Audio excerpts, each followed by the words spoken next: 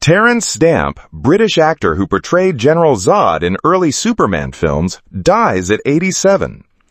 Terence Stamp, the British actor who often played the role of a complex villain, including that of General Zod in the early Superman films, has died.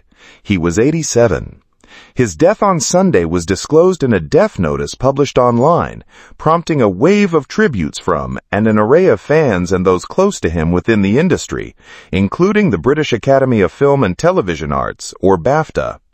The London-born Stamp started his film career with 1962's seafaring Billy Budd, for which he earned Oscar and BAFTA award nominations. His 6 decades in the business were peppered with highlights, including his touching portrayal of the transsexual Bernadette in 1994's The Adventure of Priscilla, Queen of the Desert, the second of his 2 BAFTA nominations. But it will be his portrayal of the bearded Zod in 1978's Superman and its sequel Superman 2 years later that most people associate with Stamp.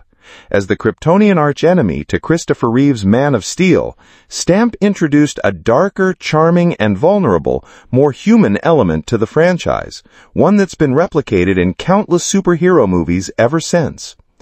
Edgar Wright, who directed Stamp in his final feature film, 2021's Last Night in Soho, remembered the actor in an Instagram post as kind, funny, and endlessly fascinating.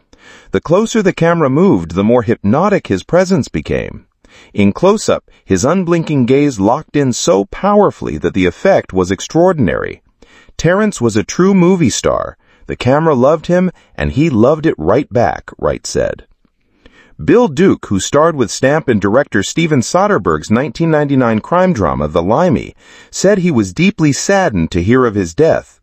He brought a rare intensity to the screen, but off-screen he carried himself with warmth, grace, and generosity, he said on Facebook.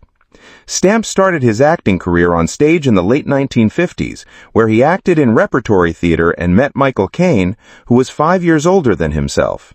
The pair lived together in a flat in central London while looking for their big break. He got his break with Billy Budd, and Stamp embarked on a career that would see him in the early 1960s be part of the angry young men movement that was introducing an element of social realism into British movie-making. That was perhaps most notable in the 1965 adaptation of John Fowles' creepy debut novel, The Collector, where he played the awkward and lonely Freddie Clegg, who kidnapped Samantha Eggar's Miranda Gray in a warped attempt to win her love. It was a performance that would earn the young Stamp, fresh off his Oscar nomination, the Best Actor award at that year's Cannes Film Festival. While part of that 1960s British movement, Stamp learned from some of the most seasoned actors from the classical era, including Laurence Olivier. I worked with Olivier briefly on my second movie, 1962's Term of Trial, Stamp recalled in an interview with the AP in 2013. And he said to me, "You should always study your voice." Stamp then segued into a spot-on Olivier impersonation, continuing, "Because as you get older, your looks go, but your voice will become empowered."